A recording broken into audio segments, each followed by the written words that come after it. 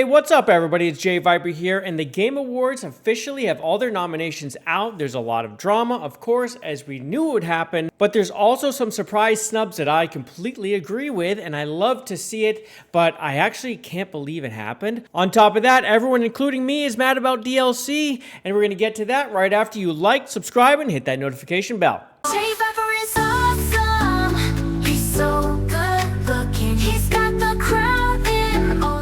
Alright, so what I want to do is start from the bottom, and we're going to skip all this esports crap that no one actually cares about. Admit it, you don't care. Alright, let's start with most anticipated game of the year. Death Stranding, Ghost of GOTY, Grand Theft Auto 6, Metroid Prime, and Monster Hunter Wilds. Now, I think it's going to be Monster Hunter or Grand Theft Auto that's going to win this. I don't have a major issue here with these, even though, you know, we know GOTY is going to have some serious issues, and I think it's going to have some, it's going to come up short in sales. I mean, the word is going to be out on this thing by then that this thing's a big, giant, woke mess. I mean, it looks like it's going to be, and I don't know why you would expect any different at this point.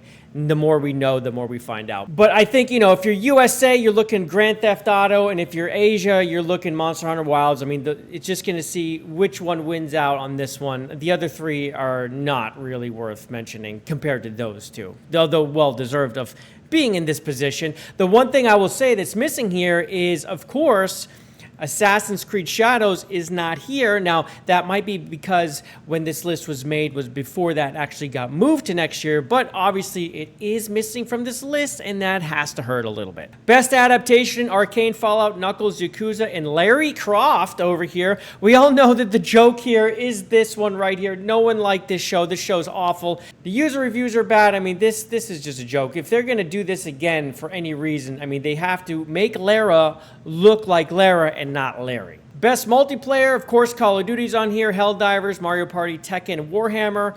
Warhammer's Online was really good. Helldivers, I think, is just better overall. And of course, Black Ops is going to be on here. It's probably going to be one of these two that's going to win. I don't know.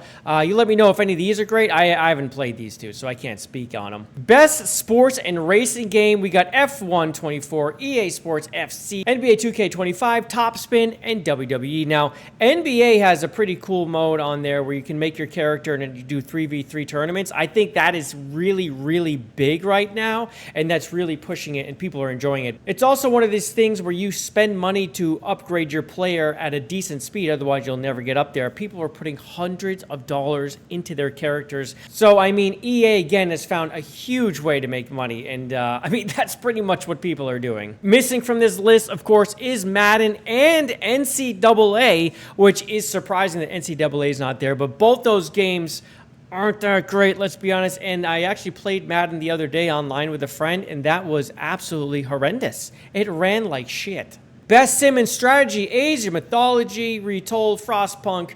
We got Goddess, Manor Lords, and Unicorn Overlord. I think it's really cool to see Manor Lords here. One game that I think could be in here is Against the Storm, which was released last December, which means that it would be available here since pretty much all these games are December to November release dates. That game's really good. I think it's solid. But Frostpunk 2 is a really good take of Frostpunk. I'm actually a fan of that one, and I mean, it could take this. It could take it. Best Family, we got Astrobot, which you're going to see a bunch of times. Princess Peach Showtime, Super Mario Jamboree, Legends of Zelda, and of course the Plucky Squire. I mean, these are all very family games, and everything pretty much a Switch or Nintendo game, just about, except for Astrobot over here. Best Fighting Game, this Sparking Zero is here. It actually isn't doing great number-wise. The player base has fallen right off on Steam. It's kind of crazy that a fighter would have such a huge drop-off, but that is a situation. We got Grand Blue, Marvel vs. Capcom, Multiverse, and Tekken 8. I mean, out of here, I think Tekken's going to be your winner. Again, I haven't played it, but I've just seen gameplay. I mean, that's probably the most solid out of all these. Best RPG. This is the first sign the world is healing, because we got Dragon's Dogma 2, Elden Ring Shadow of the Erd Tree. Now, this is DLC. People are getting a little pissed about this. Now, this positioning in RPG isn't what people are mad about so much, but I do question it being included in any of these things. Same thing with Rebirth, which is just a remake. Here's Final Fantasy, Like a Dragon, Infinite Wealth, Metaphor, Refantasio. And missing from the best RPG is the modern audience game of the year, Dragon Age Veilgaurd. Man, this was great to see it not here. I love that it's missing. Fuck that game. Best action adventure, Astrobot, Prince of Persia, Silent Hill, Star Wars Outlaws, and Legend of Zelda Echoes of Wisdom. Now, the fact that Star Wars Outlaws is in here is a little shocking, especially when it comes to best action adventure. That game ran like garbage. The actual game itself was broken. Like dealing with enemy AI and the actual stealth, which was a core mechanic in the game, none of it worked properly. Maybe some of it's been ironed out, but last I checked, the game still wasn't running very well. So the fact that this is put up as best action adventure is actually a bit of an embarrassment. It shouldn't be here. It shouldn't be anywhere in the Game Awards. And best action game, here we see Black Myth Wukong for the first time. We got Call of Duty Black Ops, Helldivers, Stellar Blade gets a shout out, and Warhammer 40K. This is the list that probably has the best games on it. Right here, at least the most liked games and the most played games. I mean, look at this list. We got Wukong, which sold like, what, 10 million? We got Call of Duty, which you know sold. Helldivers, which is a huge bang. PS5's best seller of the year, Stellar Blade, and Warhammer 40K Space Marine 2, which blew away expectations. And yeah, so best action game by far has the best games, in my opinion, of the year on it. Best VR, AR, I have nothing to input. VR is a niche, and I think it's a fad, and it's just going to go away for the most part. I don't see it being everlasting, or at least everlasting in a way where it's meaningful. VR is just about wasting your money to play games that aren't as good. Best mobile game, here's Balatro. We're going to see it. AFK Journey, Pokemon, Wuthering Waves, and Zenless Zone Zero. I have played absolutely none of these, and I am proud to say it. Although Balatro, it's all over the place, man. I didn't realize it released in so many places. It's basically on every single platform. I mean, I have to check it out. It's pretty much a roguelike poker, but the fact it's all over the place, I just have to check this thing out. I don't understand how so many people can vote it up into this position without it being really good.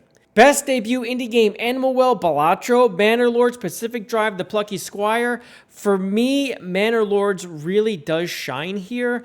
Balatro being here, but also up for Game of the Year tells me it's just automatically going to win this. I mean, how is it not better, right? If it's up for Game of the Year and none of these are. One I want to bring up, though, is Intro Indies. There's two here that I would have liked to see in place of maybe two others, like Animal Well could bounce. Maybe Pacific Drive could bounce. And that is Against the Storm, which I had mentioned a little bit ago, and Star Trucker. Both of those games were such good, like, pay attention to detail, fun and interesting games made by indie developers that I think that they deserve a shake. And, you know, let's check it out right here. So this is Against the Storm. I don't know if anyone has actually seen this. Basically, it's a roguelike city builder where you're constantly making cities and you basically have this overall area and you're like going through and you have these rifts you're trying to close and you're building cities to try to get to the rift. And every time you close a rift, you basically reset back, and if you run out of time, you also reset back. So you have a certain amount of moves you can make, and every move is building a city. Anyway, it's really, really neat. There's all sorts of really cool mechanics with like opening up glades and things. I highly suggest you check it out if you haven't already. And another one was Star Trucker, where basically you're driving a semi in space, right? And you have different ones. You can build it up, and there's all these deliveries you can make. And there's international highways. There's space junk everywhere. You actually walk around your cabin. And a lot of the game is in the cabin, walking around and replacing things and fixing things, then driving and making stops. It's really intricate. I really liked it. I tried it on Game Pass, and it just kind of grew on me. It was really neat, but you can't drive too crazy because you're going to hit space stuff, and you're going to ruin your truck, and you're going to spend all this money, and next thing you know, you're in trouble. So yes, my first playthrough, I restarted because I got myself into a lot of trouble. Anyway, between those two, just quick shout out to them. They're really neat games. Check them out. Best independent game, I mean, here we go. I mean, this isn't much different than the other one. It's got Neva UFO 50 on here as well. I don't have much to put in on this. I don't know these games, but whatever. Best community support. I feel like best community support and best ongoing are a little mixed up. So best community support is about outstanding community support, transparency and responsiveness, inclusive of social media activity and game updates, patches. So this is strange. So we have Baldur's Gate 3, which, you know, they did a fine job updating the game, etc. Final Fantasy, Fortnite, Helldivers 2, and No Man's Sky. Now, No Man's Sky does a good job of constantly communicating with the community. I mean, especially through its Discord as well. They're always active, and of course, they're always putting out updates. But as far as like being involved with the community, which is how I would view this, I don't know if they're so much involved and down in the community and like listening, but maybe they are. The one that sticks out to me is Helldivers 2.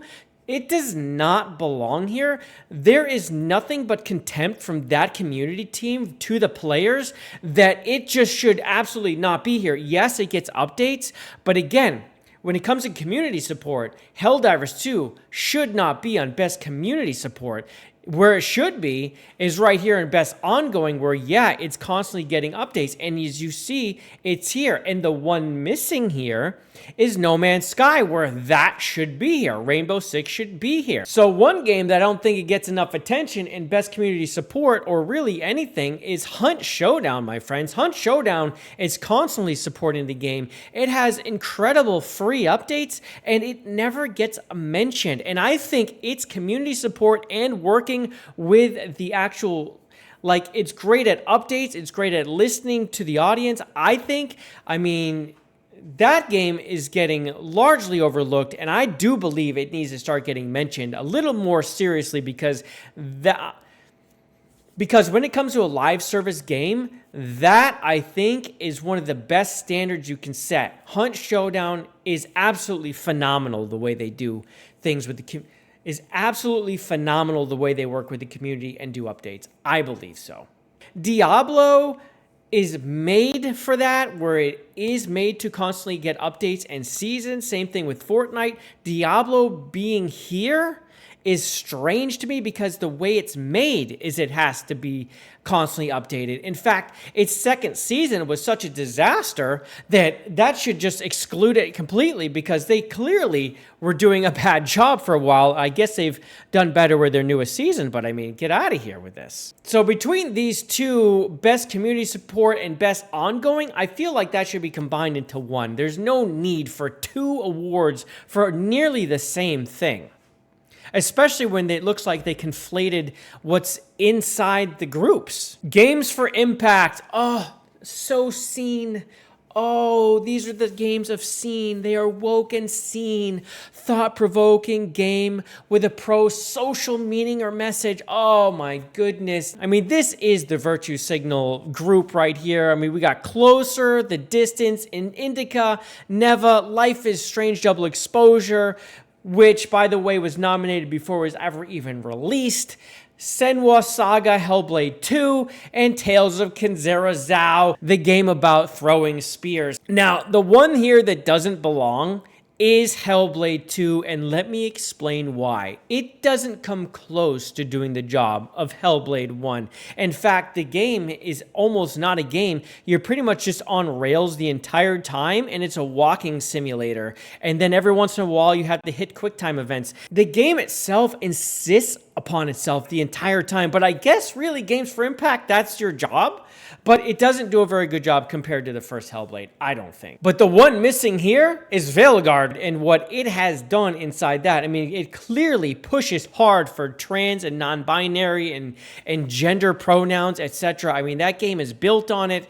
I'm surprised that it's missing here because it was so egregious and so bad. I mean, yikes. The fact it's not even here? Wow, that game really, the modern audience didn't even play it. Innovation and accessibility is having a bunch of doodads you can click so you can play the game, and the game can play itself if you needed to. And I mean, Call of Duty, Diablo, Dragon Age, the Veilgaurd finally gets its one shout out. This is the only award it's up for. And we got Prince of Persia and Star Wars Outlaws, but I mean, who cares?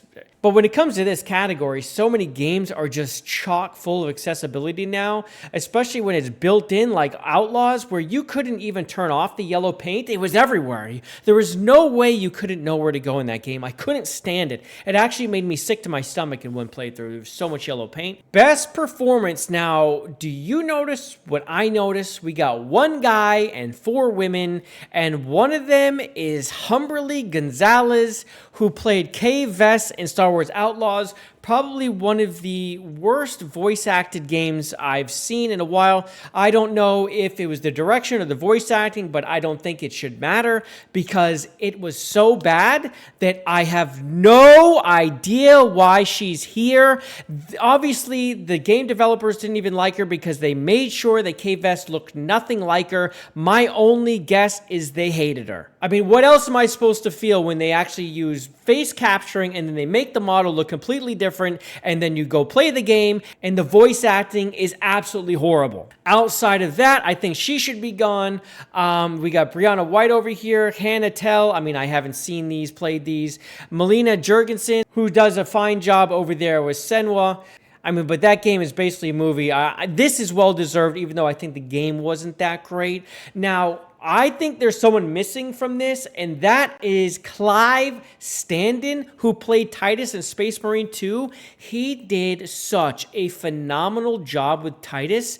I thought he brought that character to life better than Space Marine 1 by the previous actor. He did a phenomenal job. I really, really liked his performance. It was great. It would have been great to see him here, but I don't think that the people who did the voting played that game, and they should have, because, again, Space Marine 2, phenomenal. Best audio design, we got Astrobot, Call of Duty, Final Fantasy, Senwa, and Silent Hill. I don't know what the hell Call of Duty is doing over here. You can't even hear footsteps in this game. It doesn't belong. The audio design, which is sound effects, okay, are awful. One game that I think could have seen a little love here, and that is Veilgaurd. Actually has pretty good sound effects. Now, I'm not saying it should be up here, but of the snubs and games I've played, its sound effects were pretty good. I don't know if it really deserved to be here, but I think it deserves to be here more than Call of Duty. Yeah, I mean, yeah, Call of Duty's probably here because of the surround sound and like the gunshots and the explosions sound good. But I mean, when it comes to the core gameplay and footsteps and hearing people,